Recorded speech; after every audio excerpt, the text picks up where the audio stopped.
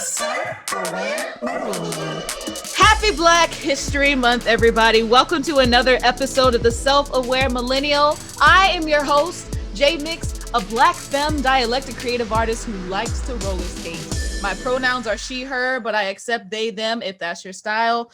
Don't forget to leave a review on Apple Podcasts. It helps my imposter syndrome so much when you do that. To kick off, we're going to be diving into Black History Month.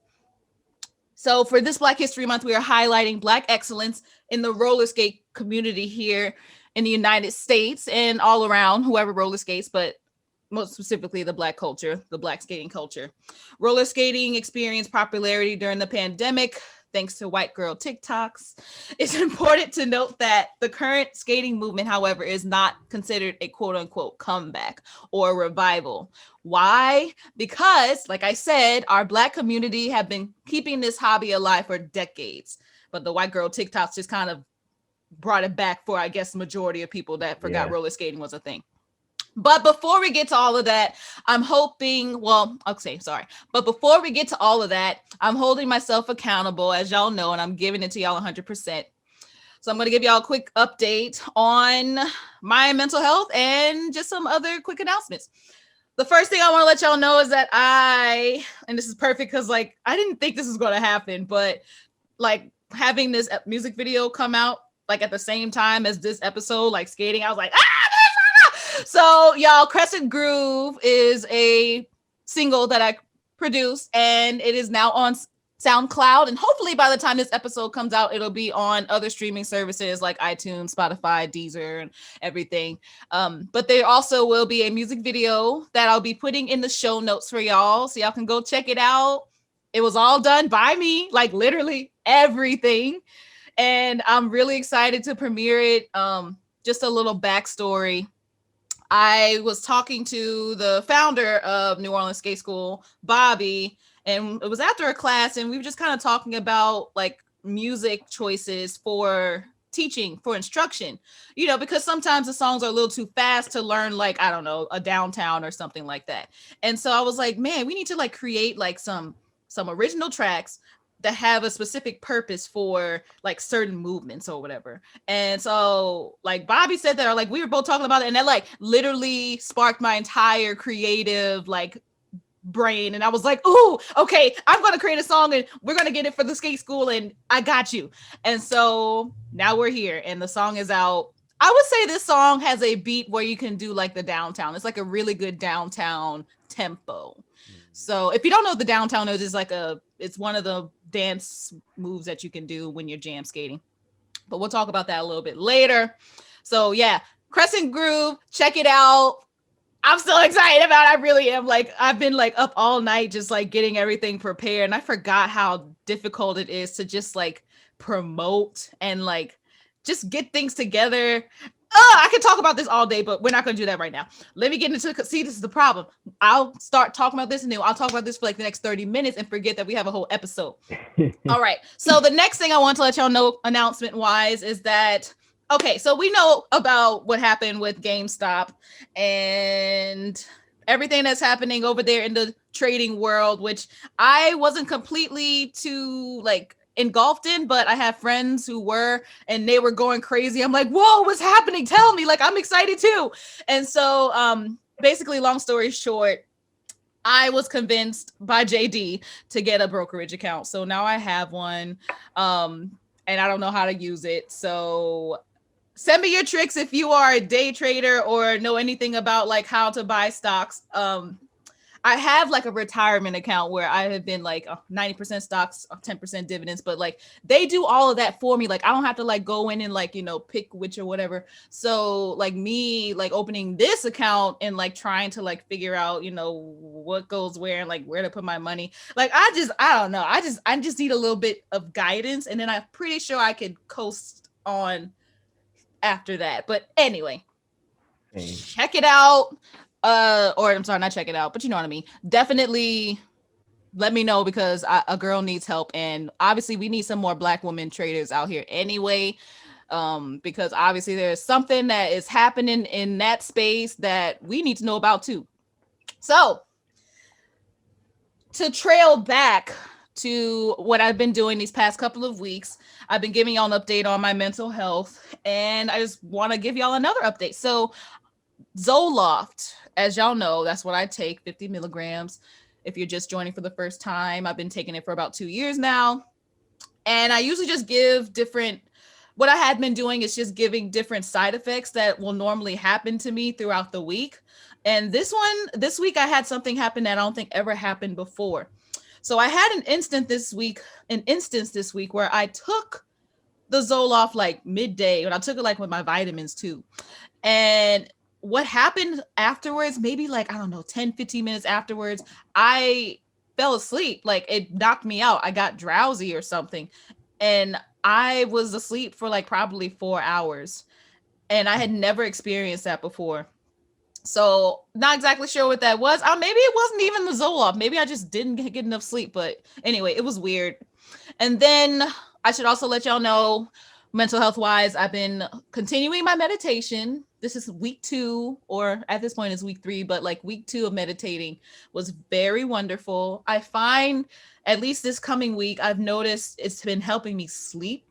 What I normally do is I get restless when I'm sleeping, and I have to like toss, turn, like I'll be tossing and turning till I realize, oh, I can meditate. And then all I have to do is like just breathe in, breathe out really slow and like focus on my breathing.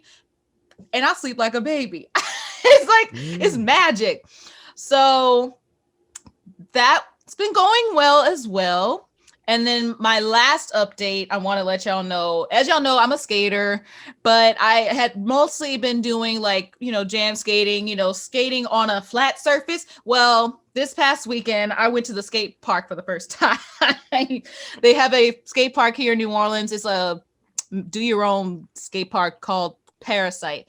And I went there for the first time for a birthday. There's like a queer femme outing that they have every Sunday out there, and I was invited by a mutual friend of mine that'll actually be on the show next week, and we celebrated a birthday out there, and I was able to just start playing around with levels. It was so weird, but I liked it, and I would like to go back, but like I need to wear my gear next time, because like I know I'm like I fall all the time and I don't want to like break anything.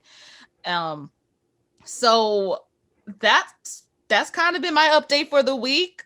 Now you've been hearing a little bit of small voice in the background. I want to introduce y'all to a great, wonderful roller skating friend of mine, Chris Carradine. He is a talented professional roller skater who, fun fact, has 2 pet ferrets that ride inside his hoodie when he's skating. So, I mean, if there's anything that you just need to check that out, like, and if y'all probably actually seen one of the ferrets on my Instagram, I have a video of them, one of them, but they are so cute. And I should also say that Chris taught me like everything. It feels like Chris taught me like everything I know. And at least you taught me a good bunch. You taught me like a good bunch of stuff. I feel like a nice like chunk in like, I don't know, 2 to 3 days of like just being out there. And we also have a lot of mutual friends. You're just good at picking up stuff. Yeah. And you have a good sense of rhythm, so it's super easy to teach you. Thanks. Imposter syndrome coming in again. But yeah, no, actually, it's funny enough. It's funny that we never like knew each other until now, because we have so many mutual friends. If y'all remember how New Orleans is connected. Yeah, so y'all remember my first guest on like the first episode of the Self-Aware Millennial about a year ago was my friend Free. Apparently Free and Chris went to school together, but like I never met Chris. Like it's so weird because I've known Free like for like half my life now. So it's we all went to school together way back in elementary school. Yeah. That was like 20. All right, yeah, that was like I'm 28, about to be 29, so that was 28 years ago. Like 12, so I'd say 20, 25 to 20 something years ago, Wow. Yeah. So long time. Used to live around the corner, like we used to hang out around each other's houses all the time because we all lived in the same neighborhood. So like they're literally like, I don't know, maybe a 5-minute walk up the street, 5-10 minute walk. Ow! We'd all Yeah. hang out, go to the park. I kill. It'd be Yeah. Calvin, Frida, all of them. Kendrick. Yep, Kedge. Mm-hmm. Uh-huh. Fabulous. Wow. It's actually Such. Basil's birthday today. Yes, it is. Mm-hmm. Wow. And Free's birthday is on the 14th, coming up It is. about 10 days from now. But also y'all, so Chris is also an instructor at the New Orleans Skate School. So I should also give another plug, because by the time this comes out, you'll have your first class. But y'all need to know that Chris is going to be teaching classes at the New Orleans Skate School, which is located in Crescent Park here in the city. He's doing a classics with Chris school class. Yeah, School. Yeah, I don't know how to class. I think the classics with Chris just went. We got Yeah. Yeah, I didn't like come up it. with it. That was all Bobby and Louise, but I was like, hey, I'll roll with it. Yeah, I like, because Bobby's aesthetic, at least when it comes to like the titling of it, it gives like a very like, groovy, like mellow. I was just about to say groovy. Yeah. So because you gotta have that with skating, you gotta have that funk groove. That's what skating goes back to before, like you said, for the white girls with TikTok picked it up now. It goes way back to roll bounce days and such. Roll bounce days. Well, we're gonna get to history in a little bit, because I got a little information that we're gonna go out there and give them some Black history about roller skating in a little bit. But just so y'all know, Chris's classes are 4 p.m. at least right now until like every Friday, right? It's gonna be 4 p.m. every Friday. Yeah, 4 p.m. every Friday. Right. And his ferrets will be out there, so you should definitely check it out. I will. I can go grab one if go grab whichever, I don't know, whichever one is more sociable or camera friendly. All right, I'll grab the girl. Hold on quick. Okay. Yeah, y'all, these ferrets are so cute. I think, okay, so there's two ferrets. One is called Captain Mitchell, and the other one is called Sergeant Squish. Captain Mitchell's the boy, Sergeant Squish is the girl. Now, personally, I think I like Sergeant Squish just a little more. Who's that? That is Sergeant Squish. I think I like Sergeant Squish because she seems to be just a little more sociable. But maybe that was just the day I caught her when you brought her out there.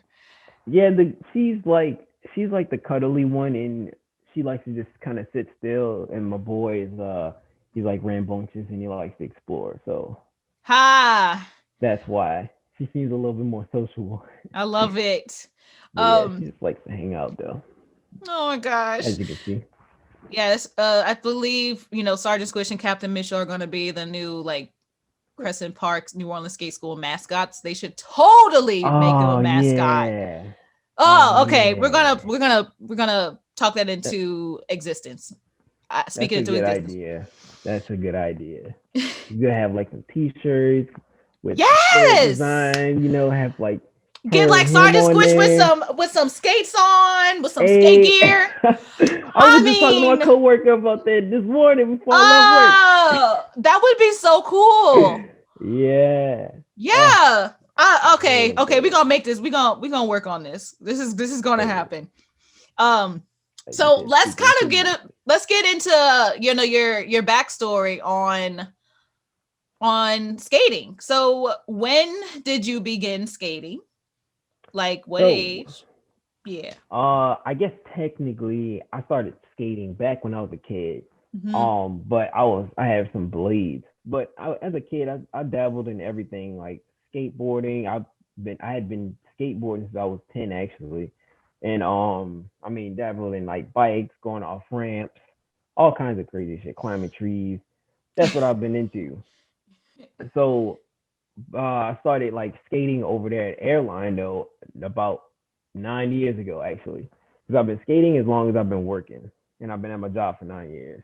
So, and at the time I was actually in a depressed mood. I had been going through some stuff with my ex. Like we broke up. We graduated from high school. We broke up. Like I said, we was going through some stuff, and then I was just in a depressed mood, and I was living by my friend Taj at the time, and he been trying to get me to like. He was like, Chris, come on, let's go. We're going to this party. You want to come hang out, or we're going here. You want to do this? And I'm like, no, no, no. And then one day he asked me, he was like, I'm going skating. You want to come? And I was like, yeah, I guess. And ever since then, I put those rental skates on, those shitty rental skates. I was like, I love this.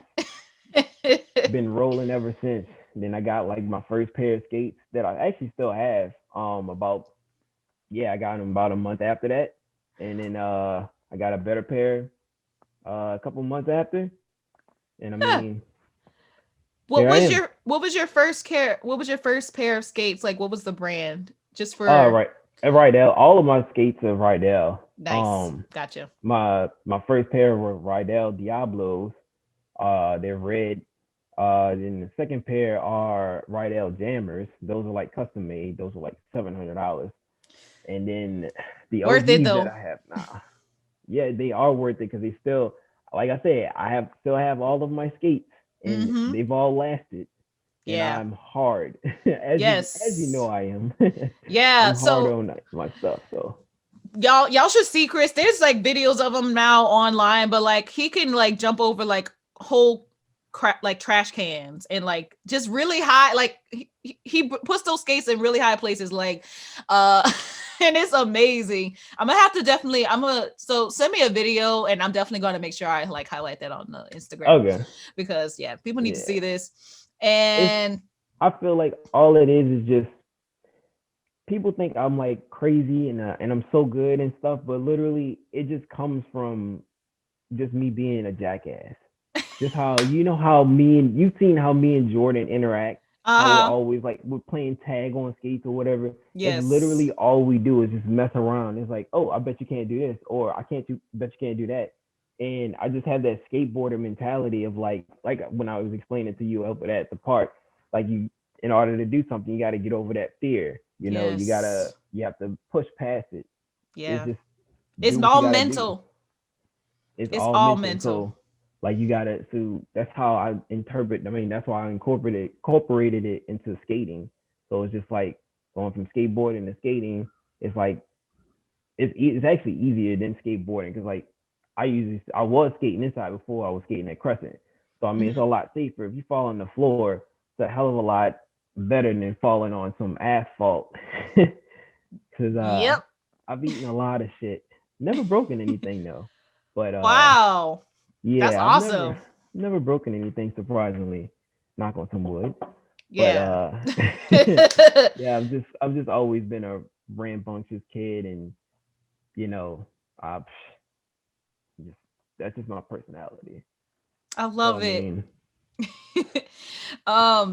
I think it's important. I like what you said earlier about you having some mental health hiccups when you got into skating and how it kind of revitalized your whole essence and help you get over your ex and everything.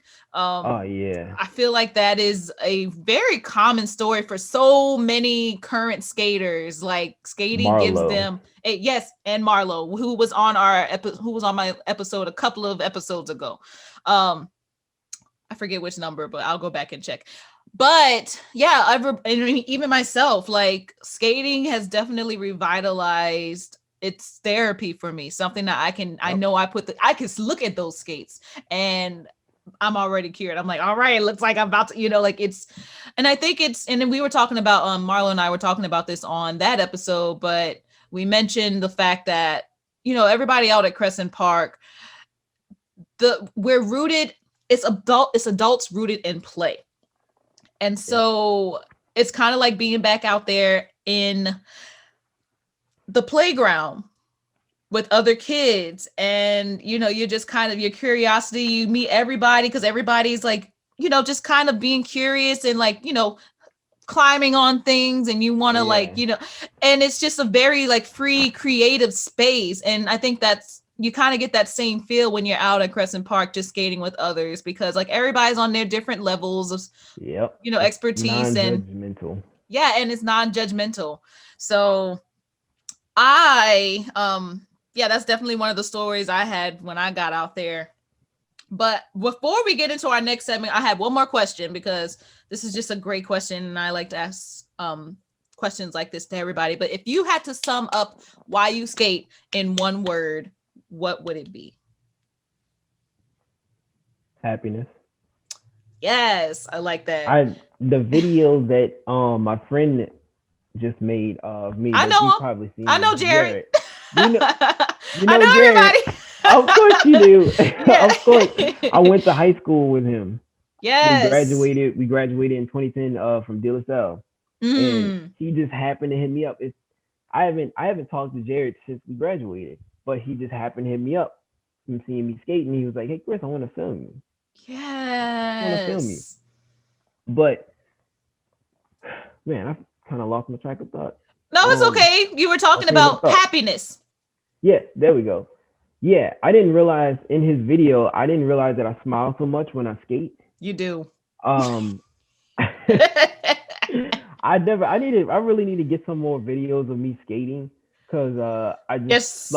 I just don't have any because I'm just always, I don't, that's not my interest. I'm not interested in like filming myself or like, oh, look, I'm skating. I've been doing the thing for 9 years too. Uh-huh. So I just want to skate and that's put my headphones in.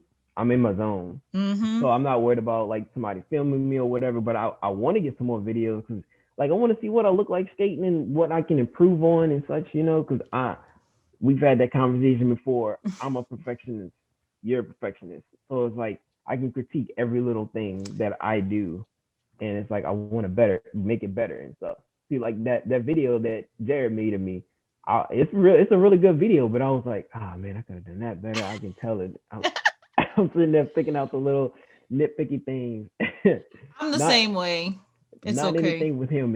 It's all me. But it just brings. But coming back to it, it brings me so much happiness. Just whenever I put my skates on, like I said, put my headphones on, I just be in my own zone. I'm just floating. My legs just do whatever they want to do at It's that like you're point. flying. It's the closest thing you have to flying without actually being in the air, at least most Yeah. of the time. Um, Mm. I would I would say that yeah, well, the word that I would use to sum up why I skate is freedom. I do feel like free. I feel like even though like I'm restricted because like I'm still learning new things, but I'm still like I have that freedom to learn it and I'm Yeah. enjoying the process along the way. Like I mean, you see where my toe spins have come from.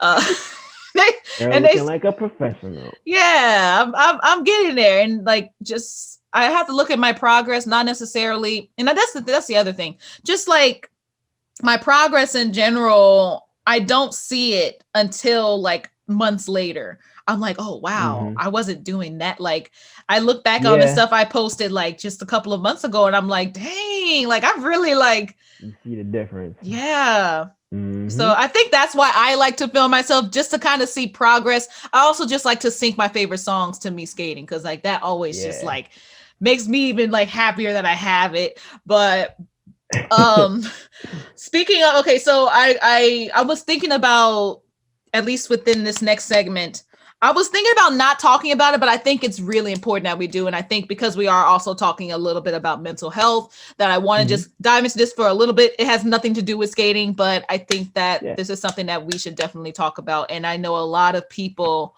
at least within the people that I've been around, know this person or know of him. So you guys, this is self-awareness in the news. I still don't have a title for it. If y'all think of anything, let me know. But I want to talk about something that is might be triggering. So trigger warning, suicide.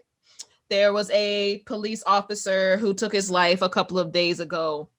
Mm. Um, and his last name is Kerr. Wait, let me see if I can look up the first name right quick because I think that's important. I saw you Um, reposted on your page. Facebook, yeah. So his name was Clyde Kerr. He was a Lafayette uh, police officer. Lafayette is in New Orleans, well, not New Orleans, sorry, in Louisiana. It's like a more rural city of Louisiana. Um, and I mean, we all know it's redneck country out anywhere outside of New Orleans. So he was a black police officer who recently committed Yeah, suicide. I'm still missing And her. I really wanted to just talk about this for a little bit and give my little opinions. And feel free to jump into if you want, Chris. But I want to give an excerpt on what they were saying leading up to him killing himself. He had posted some videos on like his Facebook and everything, but I think it's important to also note, at least within the article, and I'll put this in the show notes as well. They mentioned that he was like a very happy-go-lucky person for the most part and was always inspiring people. He had like a really vibrant personality, smile, like a lot of people like looked up to him. And I believe my sister and just a couple of some other people went to school with him too. And so like he wasn't that old, I think he was in like his 40s, but this is what the excerpt said. It said in Kerr's videos, he talked directly to the camera on a range of issues from police brutality against Black people need and mental health needs in policing to division in society and children's exposure to murder, violence, and other negative or traumatic influences. He also describes his struggle to reconcile his identity as a Black man with his profession while hinting at his impending suicide. So he already knew what was up. Like he had like some roller coaster moments in his life, but the thing was that he was a Black police officer in a redneck city, I should say, and he felt more and more disconnected with his own coworker allegiance or whatever, just as this time was coming up. And I believe he said something along the lines of like before he killed himself that he wanted to be a part of the cause and like just kind of, I guess he was feeling hopeless about everything that was going on with just the liberations and reparations for Black people, and just feeling completely alone in where he is in his position, and knowing that where like the places that he is, like the position that he was at, he saw things that people at other levels would never be able to see. Yeah. And what he saw was not something that was great, and it really messed with his mind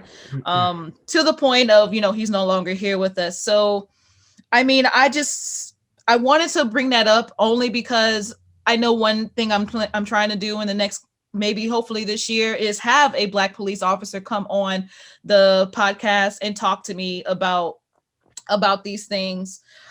Because as y'all know, I am an activist. I'm with the New Orleans People's Assembly, and we don't like the cops at all. And so we just think they're all pigs, and that they really don't have. I mean, the reason why you got to think of. Okay, so sorry, going into a spiel. We all know why police are here for the most part, where they came from. They were first slave catchers, and I mean, do your research. So knowing that the police are really only here to protect private property, they're not even really here to protect the people. They say that they're trying to protect the people, but they're more worried about protecting private property. Mm-hmm. Knowing that they have people of our skin color that are in those situations, I would say, I call them situations where they're basically working for private property and everything. I just find it counterintuitive, and that there's just a better way to manage persons without having to put on a police uniform. Because obviously, and there was something else that Kerr said in his in some of the videos, was that a lot of policemen and women don't have counselors. They don't they don't go to therapy, and like 30 years in the force, you see some things, and some people that 30 years in, they've never been to therapy. So you just got to think about it. Would you want somebody to be policing you that has never been to therapy? Like, think about it, So I just wanted to bring that up. I really don't have like a conclusion on things to say, but I just wanted to bring this up and make sure that y'all were aware of this. Now, before we go to the next segment, I want to know if you had anything, Chris, on this incident. That's just sad. I mean, he just saw stuff that he wasn't supposed to see, and it just fucked him up in the mind. And I mean, it's crazy because it's just so much that we don't know. Like I became very self-aware. Hashtag plug. Ding, ding. Last year, in 2020, during the heat of COVID. I mean, we're still in the heat of COVID even now, but yeah, I just became super self-aware about everything going on around me, and like I said, there's just so like you see like I don't know, maybe about 5 to 10% of it, and then there's the rest of it that you don't see, Right. and it's all just fucked up. And I mean, that's just sad. Like I said, that he had to take his own life in order to, I don't know if he just couldn't handle it or if he did it to prove a point or make a statement or something like that. But it shouldn't have to come to that. I mean, it's just unnecessary. I mean, it's unnecessary blood being shed. I just hate it. I I'm so tired know. of it.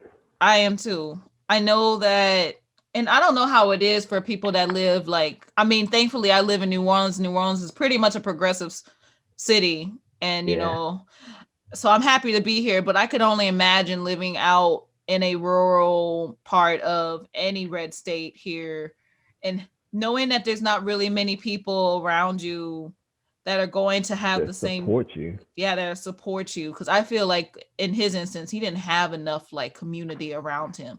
Had he had somebody like me or like, like everybody at the People's Assembly or like you, I feel like he would be in good hands. But Yeah, you know it just helps to have somebody to even just vent to. yeah, well, Like, he did have people to vent to apparently, but I oh, mean, he did. obviously this, yeah, no, that's what it said in the article. At least he had like a few friends that he vented to. But Mm. there's still some times where like you just get in a dark place and you know it's yeah. Uh-huh. I mean, you already know mental health is key. You know. Yes, and that's why I like to talk about it on here because I'm trying to Hmm. normalize it. So all right, let's go back to skating. So the next segment is ponytails. Y'all know ponytails. Ponytails is my favorite segment. It's a tail spelled Tales. It's a segment where I ask my guests to tell a tale with a ponytail in their head. I give the name of the topic, and then we both share our ponytail. Now, if y'all got any ponytail suggestions or a tale that you would like to share, feel free to email the selfawaremillennial@gmail.com. Now, you can't wear a ponytail, I don't think, but we're just gonna pretend you have one. I Working have on it. a yeah. Give it like maybe 6 more months, and then you can do like a little pony puff. Yeah. As for me, I have a little pony bun, so I'm just gonna count that. But I want to tell a tale, Chris, about your most memorable skate related injury. Skate related injury. Yes. You said you Man. never broke anything. No, I never broke anything. Damn. Skate related injury. Ah, I'm trying to think. I know damn. I know I ran into the wall one time. Um, I Like guess flattened, like straight into the wall, like you didn't see it. okay. I guess I'll go with that one because I can't really come up with another story on the fly because like I said, I don't really hurt myself. So I mean, even if I do hurt myself, I just brush it off and I'm like, get your ass up, go, like you're fine, Uh-huh. So yeah, but I did run into the wall. Pretty sure. No, I lied. That was not me. Um, hmm. This is hard. I remember some dude like we were in that was in a lock-in. These are lock-ins are overnight. It's like 7 to 7 skates, and dude was going around and he went head first into the wall, like full speed because we were racing or whatever, and he went Oh Lord. yeah. Did it I mean knock he him was out? no, it didn't knock him out. He got up, but we were all like, damn. Oh But gosh. yeah, shit. It'd be Uh like that. Was it like dark? yeah, it was dark. I mean, like I said, we were racing and such, but Racing in he the just dark. I mean, it wasn't dark, but how they have the lights Uh-huh. off in the rink somewhat, but he Mm-hmm. just straight into the wall. And it was like, damn. Ooh. Um, To be Well, honest, I don't think I really have a skate injury story because I don't like if I fall I get up and I dust it off pretty much. And I'm like, all right, even if I get a scrape or bruise, because I mean, I'm so used to getting fucked up from skateboarding. Like, I've like eaten so much shit. Like, I have so many scars on my body, and you know, skateboarding outside. I wanted to talk to you about Parasite too. That was another one. mm-hmm. But it's just from skating. I'm just like, but I've never seriously injured myself while skating. I've Okay. like I've like clipped kids and tripped over stuff. I mean, I'm used to 360 and over people, as you know, Uh-huh. jumping over the wall, doing all kinds of dumb shit. But I don't think I've ever seriously injured myself before. That's a blessing. Well, Yeah. I'm going to talk about my most memorable skate injury to date. I mean, obviously, like I haven't broken anything either, but like these are Mhm. two, and it might be because also I just kind of really started skating these last like couple of months, so I can remember Yeah. them. They're more cognizant in my head. But the first one is my wrist, which I don't even have the guard on, the wrist guard. But basically back in like September, maybe it was August, I just kept falling on myself. Like you just kind of keep, the way I fell was forward. And when you would fall forward, like, I would use my hands to like kind of brace my fall. And well, I guess I was falling on my left side more than my right or something, but like Mm. my left wrist just started, it got sprained. And so I Mm. had to start wearing a wrist guard to just alleviate that. And I still wear the brace every now and then because like even to this day, like it's still like it is not where it used to be. And I kind of wish it was because like I want to like learn how to start doing like back handsprings and stuff, but I can't do any of that with them. Oh. I want to, but I can't do that if I have a bad wrist. So I might just have to do Yeah. the back flip and not use my hands. So Oh man. I mean, yeah. yeah, everybody's so impressed by me doing that on my skates. I was able to do it on foot before skates, so I just brought it to skating.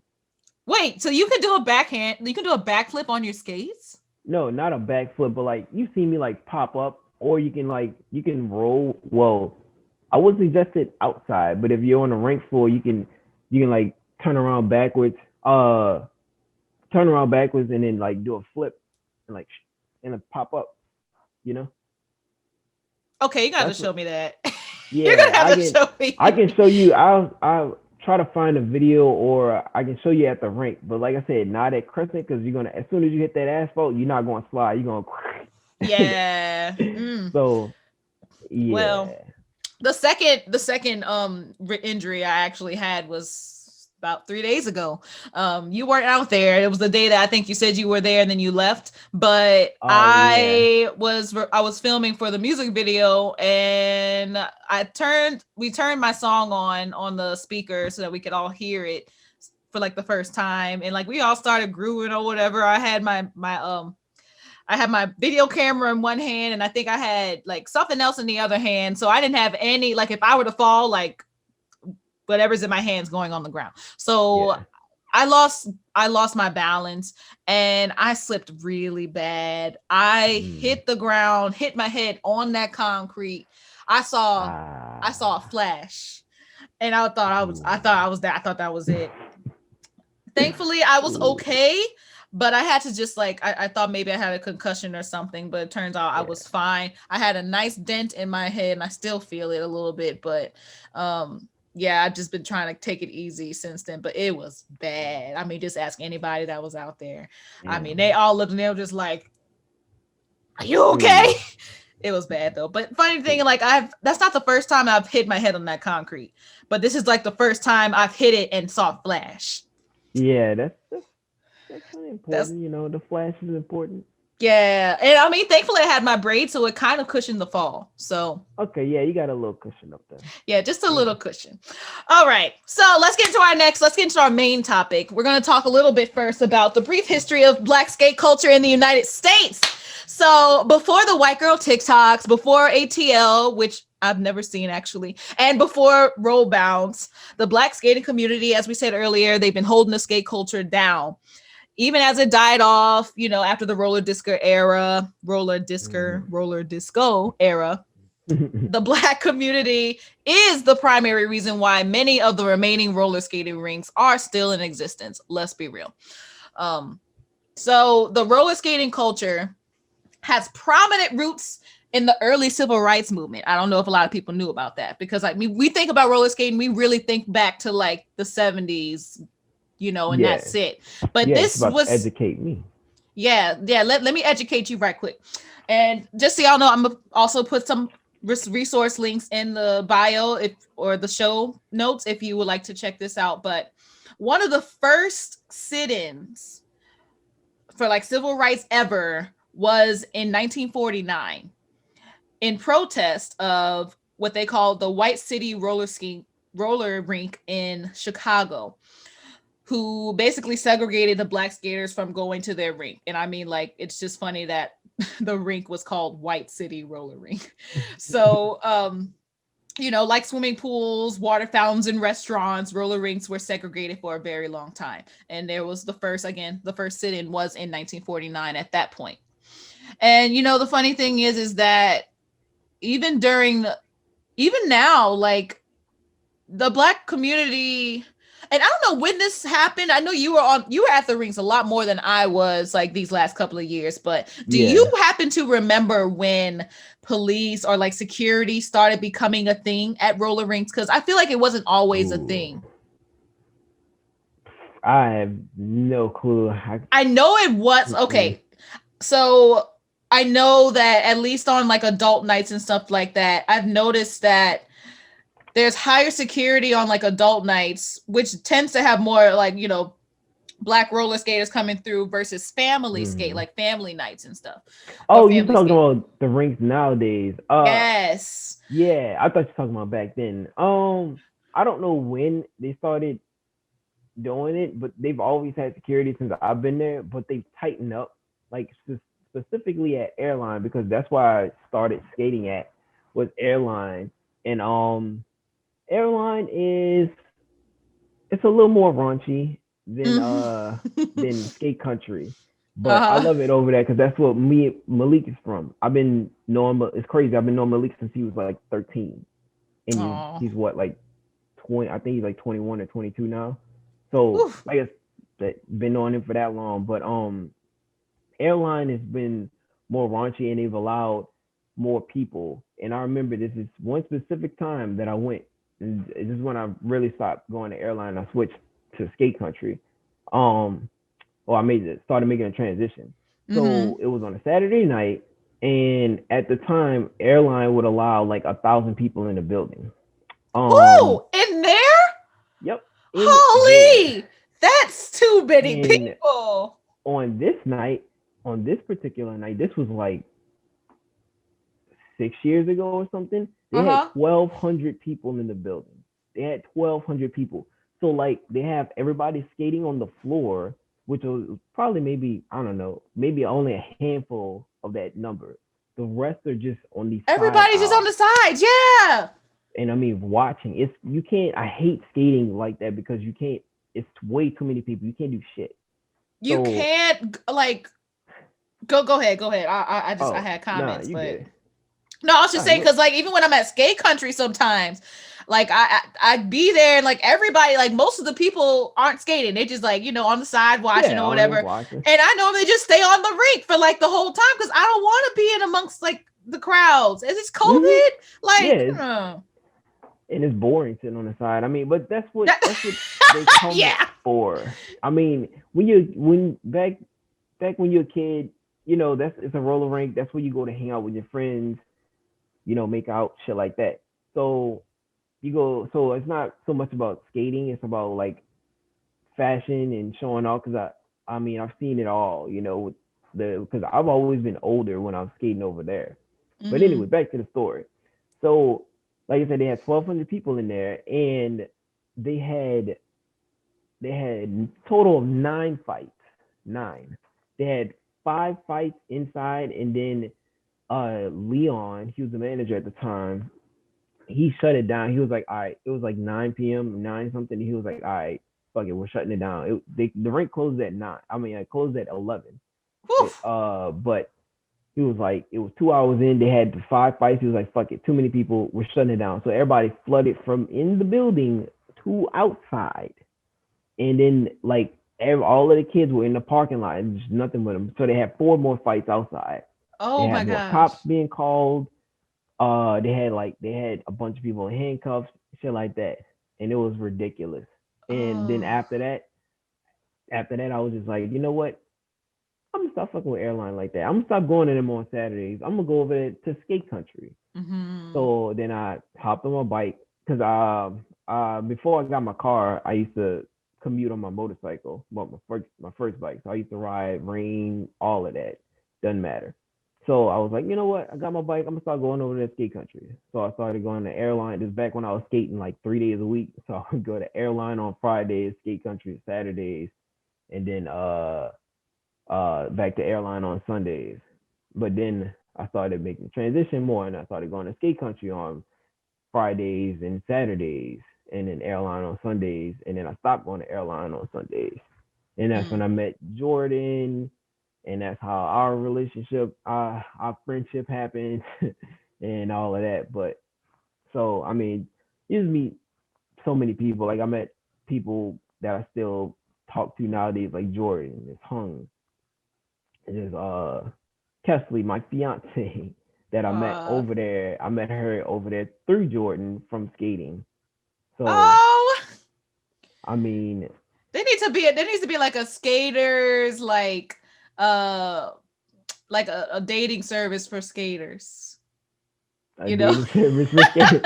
Hey, you want to come skate? You want to come Skate visit? Harmony, they're like eHarmony, Skate Harmony, I don't know. But I said all that because oh Lord, one of my braids came out. Oh I no. gotta figure out what happened. Anyway, Hmm. I no, I was interested only because like I know there's normally higher security, like I was saying earlier, when there's more black people in the situation of any roller rink or whatever, probably because Yeah. of these fights and stuff. But Hmm. I was just kind of talking about ways in which the black community have been policed throughout the years in terms of roller skating. But the other thing was like noise ordinances, especially out in LA. The police tried to suppress black roller skaters by implementing laws that banned loud music, noise ordinances and whatnot. Yeah. They were like, man, they're having too much fun. Like, man, we have to find a reason to, Yeah. boot You them gotta out. find a reason to fuck with them. Yeah. So I just wanted Okay. to call attention to that because, like, even though skating is still, it's it has a quote unquote comeback, but like there's still within the black community, there's still some restrictions that are happening here and there. But overall, Hmm. like if it wasn't for us, like I said, it wouldn't be where it is. And I can't even like I know I'm black, but like I can't count myself as being like one of those people. Like I was aware skating was still happening, but like I didn't have my own roller skates, like Yeah. so let me talk. Okay, so I'm curious. Do you have any older or any like other family members who also roller skate or like people that you're related to? So my auntie, I call her sis. She skated back way back in the day. It's funny because I just told her, I was like, she's coming out from Mardi Gras. She lives. A bunch of my family moved to North Carolina after Katrina, Mm-hmm. and they stayed up there. So that's where she lives. So she comes down every year from Mardi Gras. She comes down a couple times. But I was like, sis, you gotta bring your skates down next time. When you come down for Mardi Gras. I was like, you're gonna have to come out the Crescent and everything. She was like, Chris, she's like, pal, I haven't skated in over 15 years. And I'm like, that's all right. You don't have to skate. You just come out here. Have a good time. She's like, I got you, pal. So hopefully she'll be out there. You'll be able to meet her. But Yay! she told me she's like you got all your skating skills from me because she's been seeing me. She knows I've been skating all these years and such. But even before I like started blowing up with this Mm-hmm. currently. But she's like, yeah, you got all your skate skills for me, pal. And I'm like, yeah, I did, sis. So I mean, it's a muscle memory. I think once you got it, it's not that difficult. I it mean, you is. may have to like spruce up a little bit, but like it's hard to forget something like the muscles that you use with skating. You don't really use them elsewhere. So I mean, it's the same thing. I don't skateboard anymore. When I picked up skating, I used to skateboard to go skating and then skateboard back home and stuff.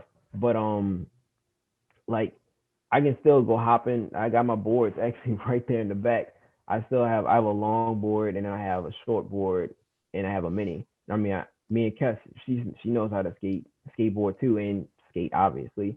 But we'll skateboard sometimes and such. I can just hop right back on my board like it's nothing. And I mean, that's so I don't cool. really skateboard anymore. Like I said, when I picked up skating, I dropped skateboarding. Well, it made the transition, I guess. Yeah. So I mean, it's just muscle memory. Cool.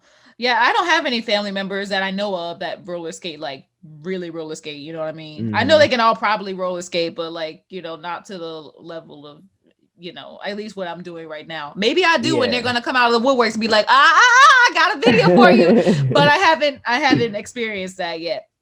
So in what ways have you become more self-aware through roller skating? More self-aware of the culture. Self-aware of yourself, like even just like mentally, like Oh, I mean, you kind of definitely. talking about it earlier where like you said like a lot of the principles that you use towards your life, you you kind of exercised through skating. So like, saying, get back up and you're going to keep going, or, Okay, stuff like yeah. that, things of that nature, like other facets of your life that have been of benefit because you had that skating background. Okay. Well, I guess it affected me in two different ways. So like I would say um like I'd say emotional stableness and like hmm mental, I'll explain it in a second. Mental stableness. So like with me being a perfectionist and such, I'm always trying to improve. And before no,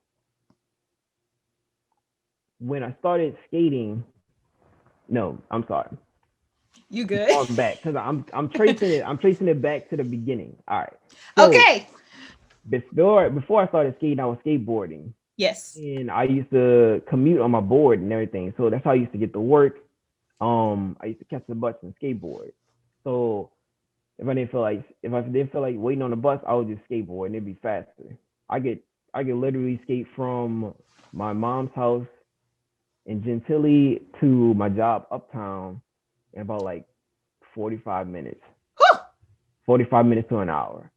And that's about I think that's about like 7 or 8 miles, Yeah. something like that. So Yeah. I'll be rolling. So like so like I used to have to dodge traffic and stuff like that. Watch out for stuff on the ground, debris. Potholes. Exactly. Sticks, rocks, any of that. So that's also why I'm good at skating outside at Crescent because I've been doing it for years. Mm-hmm. So going from that, like I said, I used to have to dodge cars and such like that. So going from that, bringing that to skating, you instead of dodging rocks and sticks and cars, you're dodging kids. Because I used to speed skate. That's all I used to do for the first like year to 2 years. Speed skate. I was like one of the top, I would say top three, top five fastest skaters over that airline, and then over at Skate Country was the fastest over there. Me and Jordan used to go back and forth all the time. Hold on, pause. So I've never been a winner speed skater ever, but like what kind of like prizes do y'all get when you win like Oh, a oh, you just get a those free drink races? pass. Oh, okay. You get a free drink pass, or you get a free skate pass sometimes. Oh, But okay. it was all just about like the fun and just competition. Like we used to all running. Uh-huh. Like I said, fucking around. Yeah. That's all we used to do. But so back story. So you dodging instead of dodging cars and sticks and such, you dodging kids. So bringing that up to my bike and my car, I bring from I bring from skating, I bring that to my vehicles, and so Mm. I incorporate skating with like dodging stuff, looking out. I'm used to looking out for debris, potholes already.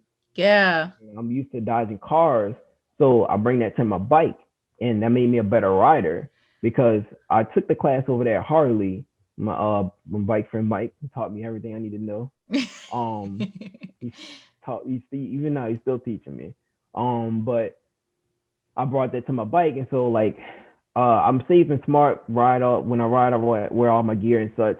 But like bringing that with like looking out for this car, I can whenever I'm riding or when I'm driving, I think of 10 scenarios in like the span of a couple seconds. Because I'm like, okay, Mm. that car could come out right there. They got that. They have a pothole coming up. That car could come out right here. This one could break in front of me. I don't know, something else behind me, whatever. So I'm thinking Yeah. all of those at the same time, but it's not like a mental. It sounds exhausting, but it's not because my brain's already programmed to do that from skating Mm-hmm. or from skateboarding. So Yeah. like it's already been a constant thing already. So Yeah. I'm just bringing it to the next thing. So that's Yeah. how skating's helped me out.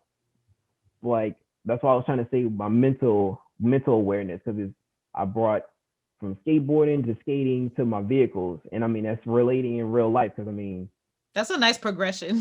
yeah, I like it, and I mean it's gonna take me somewhere else. It's gonna go from my vehicles to the next thing, you know. So An I don't know 18 what it is. wheeler. You never know. Oh, Shout out to Zeno, oh, by the way. shout out to who? Zeno. Oh yeah, Yeah. I was just about to say that. Hey, yeah, my Yeah. boy. Yeah, Theo, he be trucking over there out there Um, in Georgia. right. Um, but the other thing, with was the emotional awareness. Like like I said in the beginning, I was in a depressed state, and I mean skating just brought me out of that depressed state, and I mean I've been a skating fool ever since, and I still deal with it with my fiance with Kes. She loves me to death, but she hates. I don't want to say she hates me skating because she knows it brings me happiness, and that's how we met and everything. But it's just that I've like put skating in front of our relationship, I feel that. you know, Uh-huh. I and understand. it's I'm the same way with okay. my boyfriend sometimes. I'm just like, I'm skating right now, and they understand, Okay, it's yeah, yeah. She understands and such, but it's just like after 5 years of it being skating, like she told me there's a quote, something in her journal. She's like skating from 4 years ago. She's like it says skating, skating, skating. I'm so fucking tired of skating. oh man. And yeah, because that's all I used to. Like I said, it consumes and well, it consumed majority of my life because I was skating in the summers on Wednesdays as well. So I was going Wednesdays, Fridays, Saturdays, and Sundays. And even when we had a lock in, on Friday at 7 p.m. to 7 a.m. We leave there on Saturday at 7 a.m. and then we go back there at 7 p.m. on Saturday and skate, and then we go back on Sunday. Like it's our jobs to do that, you know. And we be skating on Sunday. We're like, oh man, my legs, son. We could right. barely do anything, but we still over there You're just still there. Because skating. there's like I mean, it's kind of like why people always are on social media, right? You get like a dose of um endorphins, whatever the happy chemicals are from, Yeah, doing stuff that validates you and validates others and just being around other people like we were saying earlier, adults rooted in play. We're always looking for that kind of energy, that kind of sense of community in our adult lives, like trying to almost like cater to our inner childhood once more, because we already live in a society, a capitalist society at that wants us to be productive and like working on ourselves and, work, and, in offices and all that, when, our natural instinct and the ways that we are able to just to thrive and evolve are through our creative time. And skating is just such a wonderful way to be creative, I think, It because is. everybody has their own different style. Just about to say that everybody brings their own element into it. Like this Cassie from the class who pole dances. She pole dances on skates. I was just talking to somebody else who knew her, another mutual friend. She was somebody from the class, and I was telling her how they have somebody who dances on skates, who pole dances on skates, and she was like, I might know her because she might go to my class. And I showed her a picture of her, and she was like, Yep, that's Cassie. I know her. So bringing in that, or like us getting the skates from Katie driving the skates back from Michigan. I think it was Milwaukee, was it? I thought it was Michigan, Flint, Michigan, but Flint, I could Michigan. be wrong. Somebody told me Milwaukee. Okay, yeah, it was. I'm pretty sure it was Flint, Michigan, because I was like, that's the water place with the bad water. Yeah. Okay. The bad water. So Katie bringing back the skates from there, Yeah, because it was a rink that was closing down, which is a very common thing, y'all. There's a lot of rinks that are still closing, even during COVID-19, unfortunately. But yeah, it sucks. I know. Like everybody just brings in your own element. Like me bringing in my skateboarding skills into skating, and so that's why I'm able to jump over trash cans, or like I also wanted to talk to you about Parasite. Yes. Next time you go, let me know. I haven't been over there in years. I've actually been over there before it became Parasite. Before it was called the Hippie Spot. And you know that fence that's right there on the left? So the park used to be behind that fence, and they used to have like a bunch of concrete stuff. It was like concrete barriers and like the parking things, the yellow parking things. Yeah. It used to be those out there, and they had like some makeshift ramps and stuff. So it was a lot more rinky dink. But then they started building it up underneath the bridge, and so now it's like this nice ass skate park with bowls and all kinds of shit, and like the little things like that. So and rails, and it's super nice. So I haven't been over there in years, but that's back in the day when I used to skateboard with my friends. Like used to wake up, brush my teeth, hat on, jeans, t-shirt, grab my board out the door. It was those kind of days. Yeah. And we used to go skate over there to Parasite. That's because that's what you had to do. I had to go skate a couple miles to go skate, and then have to go skate back home. Skate to skate. Yep. Hey, oh man. All right. So I want to get into our final segment before we wrap up.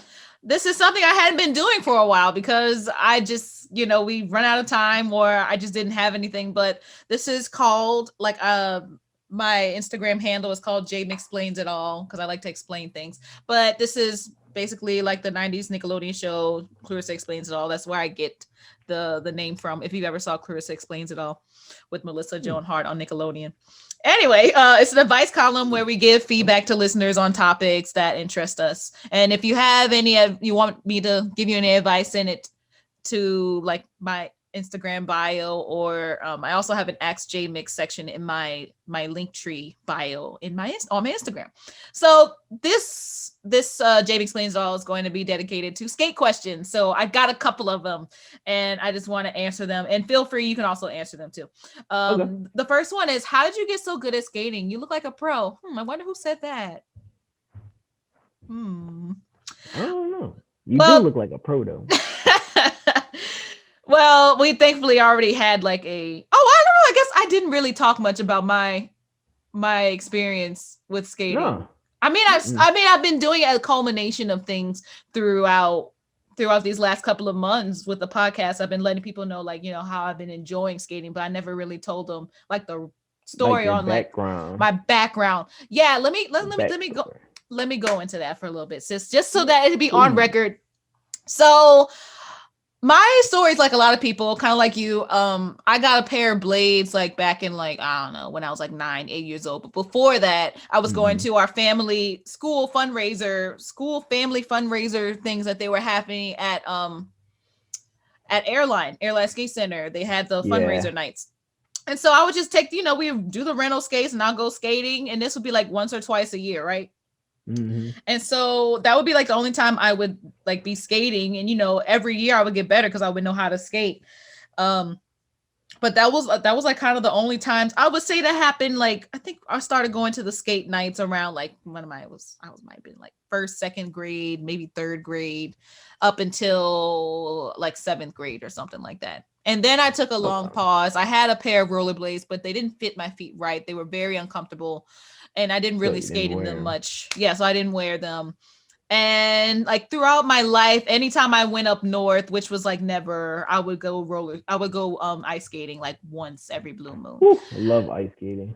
Ice skating is really cool. I just wish I lived near a rink so I could like, I definitely want to see how I am now Same. on ice skates now that I've been roller skating. But um basically my younger sister, she got her pair of Impala skates earlier this summer, and I was like, "Ooh, those are nice. I need to get me some." And she basically encouraged me to get some so that I could bring her. We could both go with each other to go skating in certain spots, because I think she had gone like once or twice to Crescent before I did, but she doesn't have a car, so like there would be more of an incentive for her to go more if I got skates so that I could drive her Yeah. there. So, from then on, like I was just like I enjoyed myself. I got my skates in. I tried skating out at, I don't know if like I don't even know what to call it, but it's out there. You know where like Dini Seafood is, way out there in like Metairie. Dini seafood. What's It's the kind of like name? where Landry Seafood out by the lake. Okay, Yeah, in yeah. that situation, but like it's like in the lake area. I was like skating out there like once or twice just to Okay, I know what you're talking about then. test it out for a little bit, but it was all right. So then I just started going to Crescent Park, and that's where I started meeting everybody. I started getting better and better at skating. What I started doing was, oh, pro tip, if you're starting skating and you're scared, or you're just scared of skating, like just skate backwards. If you can do it, just skate back. That's what I did like for maybe the first 2 months of me having the skates. I was so addicted to skating backwards, and Right. I got so good at it, like that my forward skating was even, it was better, You like, and started just off with me. the hard stuff. Yes. So I would say, like that's probably why I got so good at skating, because I started skating backwards first. So I Hmm. already like was comfortable, like even when I'm doing spins, like, you gotta technically be used to your body like moving backwards. So, Yeah, it's just yeah, your body does weird things yeah. when you're skating. Yeah. So So the second question is your biggest bruise. I your don't biggest have you ever gotten a bruise from skating? bruise. Yeah, bruise. Um, I've gotten bruising. I've gotten like strawberries or brush burns and such.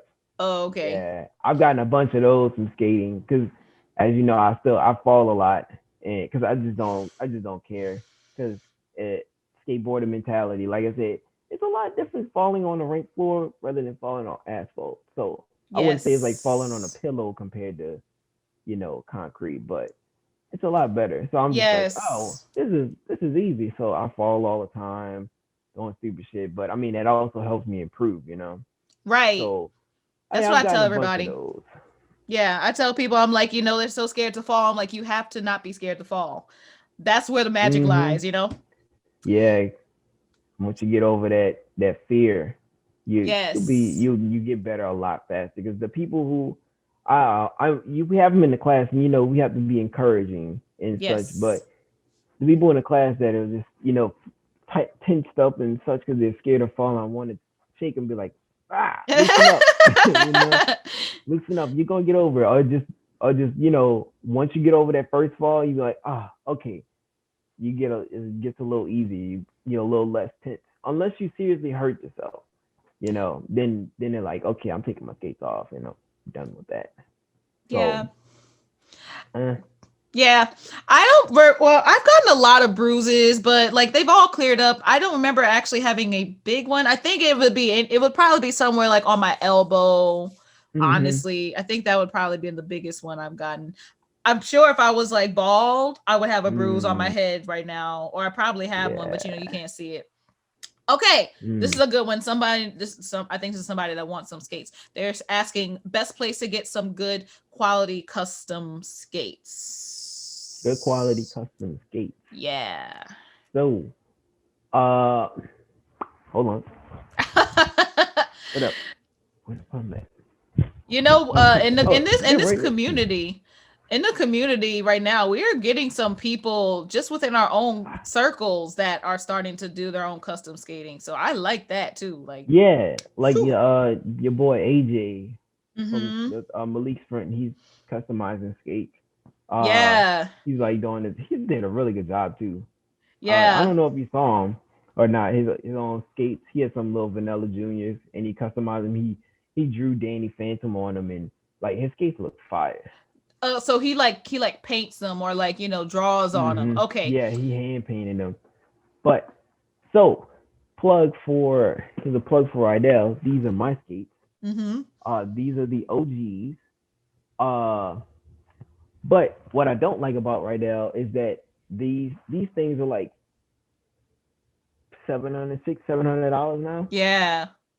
When I bought them, they were they were 450, and at the time I worked at Skate Country, so I got a discount. So I got mine for 25% off. Whoa. So yeah, I got them for a lot cheaper. So me and Jordan joke about this all the time. We could literally sell our skates for more than what we paid for back then, and our shits are like 6 years old, Yeah. You could. and like it's ridiculous. So they're just inflating the price because they're They're in popular. demand. Yeah, they're in demand. But Rydell is good. They are. Oh, actually, since I'm here, one more time.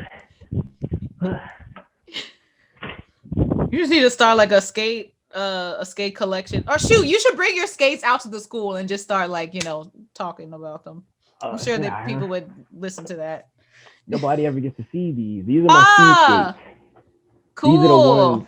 These are the ones that I've been having. These aren't my first pair. These are my Rydell Jammers, the second pair, the $700 ones. Uh-huh. But these are custom made. So these are Rydells as well. And you can get these custom colors. I forgot what boot number this is, but that's why I was going to plug in Rydell because they're really good. They're more expensive because they've been around for years. They're the oldest. Like Yeah. I think Rydell and Vanilla are like the two oldest skating Skating companies or companies, whatever. yeah.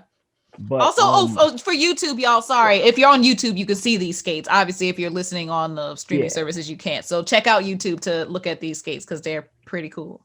yeah, okay, yeah, there you go. But yeah, these skates cost so much because they you can take them into the color lab, and you can do that with a lot of Rydell skates. You can go into the color lab and customize and get whatever you want. What's the Color So Lab? Is that like a website or something? Or no, it's like a little what is it? It's like a little thing on their website that you go into, and it's called the Color Lab, and you're okay. able to just put colors on whatever. So these could be like blue, green, and yellow if I wanted them to. Whoa. But I remember seeing a picture of these specific skates, and it was like, oh yeah, these are custom colors right here, and I was like, I want these exactly. I want these Mm. exactly. I like this. So, um, yeah, but Rydell, these I've never broken these skates. I'm so hard on my skates, and I've been skating on these for like 7 years, and they're still And you holding up. still got I've them. broken some trucks because I'm hard, but that's why I got the jump bar. Like Uh, the jump bar is added. It just a little makes it a little more stable. Makes it a little bit more stable. There we go. yeah. And obviously you change your wheels out, whatever, but the plate and the boot are still the original, and it's Nice. solid. So I would say if you want some good customizable skates that's gonna last you for a lifetime, Rydell will be your best bet. Invest in Rydell. Shoot, you need a sponsorship from Rydell at this point. I know, You do. right? You need a Rydell sponsor sponsorship. me. Come on. Yeah, I don't really have much information on custom skates, but I know some people that make custom skates now. So whoever this person was, if you want to talk to me, I'll get you in contact with them. They're not like, there's not they don't have a company. They just uh they take old shoes and then they find a good plate off of like some janky skates that have good plates that somebody's giving away, and they just like switch it out, make it look like new, and bam. um Yeah, I could talk more about custom skates if you want, because like there's a bunch of different options. yeah. Um, but I don't know if you want to talk about it or. Well, let's save that for another time, because I feel like this is not going to be the only skate episode. But Yeah. and I also have like maybe two other. Oh no, yeah, I have two more questions. Yeah, So keep rolling. let's keep going. I don't know. I don't actually know what this means, but somebody said, "Have you skated with Gets Up and Ride?" Do you know what that is? Is that like a song or like a? I don't know. Get up and ride. I don't know. That's what they asked. So I don't know. Maybe it's a Yeah, I'm song. a. Maybe it's a band. I don't know. Anyway, okay, we'll skip. So wait. Oh, okay. So this person asked. They asked if they could come up, or if we could come up with a fund to give skates to teens. It could be like a mentor mentee thing. So I guess they're asking if there's any talks, maybe even within the skate school, about doing a fund for teens. Like I know we did them for kids, but not like Hmm. teenagers. So I think that would be a great idea. I think Yeah. that I mean the New Orleans Skate School recently, as Chris was saying earlier, they raised up enough money from a GoFundMe to purchase skates for how many skates? I forgot. It was like 428 pairs of skates, Ooh, because yeah, it was $7. We raised 3 grand, and it yeah, was $7 a skate, yeah, what per pair. So just divide, 7 by 3,000. yeah. So. So we have a lot of skates coming, or they're here for the kids here in Hmm. New Orleans, and they are. I mean, they don't have. It's free of charge for them. We raised up enough money in order for that to happen. But maybe we could do another one where we help out some teens as well. Because I mean, Yeah, we're definitely gonna like do more stuff, and as we, because I've talked to Bobby about stuff like this all the time, and as we grow and such, like we're gonna get a building. It's ooh, a still insane. building. It's gonna be so much different. You're gonna be able to Yes, experience, skating on the rink floor after you've gotten better, because it's a lot different than skating outside. So I yes, mean, we're gonna invest in a building, and we're like gonna collab with more people, and we probably are gonna do yes, more stuff. We're gonna do like stuff for teens and such like that. So we're getting everything organized. It's a work in progress, because everything's coming up super quick, oh and yeah, pretty much people are just throwing.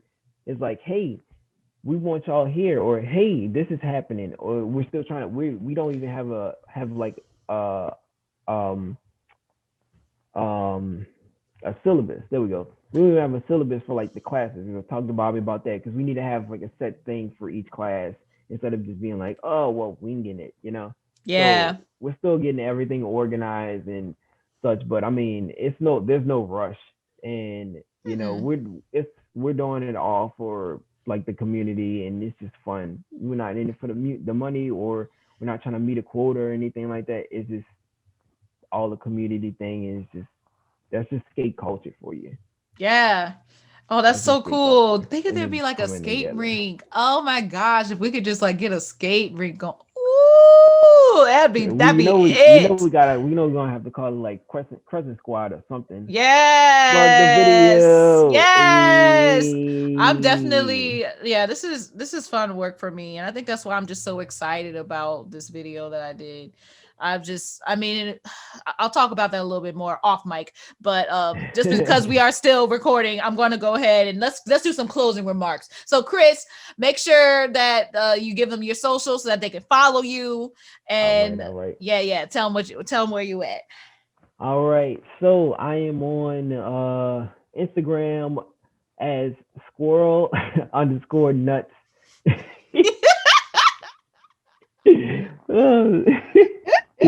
With three V's. So that's squirrel. A lot of people don't know how to spell squirrel, actually. Spell squirrel for them. So it's SQUIRREL underscore NUTZZZ. That's me. I don't really post too much because I'm not really a big social media person. Like I actually I look at Facebook and well before I watch the Social Dilemma. I was on before you watch the Social Dilemma. Yeah. I was on Facebook and Instagram. You know, I scroll, you know, repost a lot, but I don't really post a lot of videos myself. But yeah, that's my Instagram. If you want to follow me, that's cool. You know, I'll be posting some more skate videos and fair videos. But yeah, you want to come follow me, it's cool. Come to class. Shout out to Skate School at New Orleans Skate School. Follow them. Yes, follow them at the New Orleans Skate School, at New Orleans Skate School on Instagram, and there's a Facebook group page, public, so you can just go ahead and add yourself in there. There's classes almost every day for a multitude of skill levels. There's even a kids class that just started up. So I mean, there is a class for everyone, beginners to advanced, and more to come. Definitely more to come. And Chris has a class on Fridays now at 4 p.m. So if you're here in New Orleans area, make sure that you check out his class so you can also meet Sergeant Squish and Captain Mitchell. There you go. All right, y'all. So if you have any suggestions on future things you'd like me to cover on the Self-Aware Millennial, please email me at theselfawaremillennial@gmail.com or follow and DM me on Instagram at the Self-Aware Millennial. And once more, please give me 5 stars on Apple Podcasts if you enjoyed this podcast episode. And I also just want to let y'all know that my Patreon has been popping lately, and you are missing out if you are not there. By joining my Patreon, you will find bonus episodes and video recordings that didn't make the show, and a bunch of other self-reflection excerpts from yours truly. Also, I'm posting my information about like my songs that I have been putting out. Like the Patreon community is the first one to know, and I normally release it to them before I release it to the rest of the world. So y'all should definitely check it out. Support your Black artists out here, Black women artists out here, because you know the struggle is real and capitalism is a joke. Thank you again, Chris, first off, for joining me on this episode. And I'll see y'all later. I'll talk to y'all next week. Next week, I'm so excited for next week. I'm not even gonna tell y'all about it yet. Y'all just see, but by next week, y'all gonna be like, ooh, I'm ready for this. So I will talk to y'all later. And yeah, skaters rule. Bye. Hey.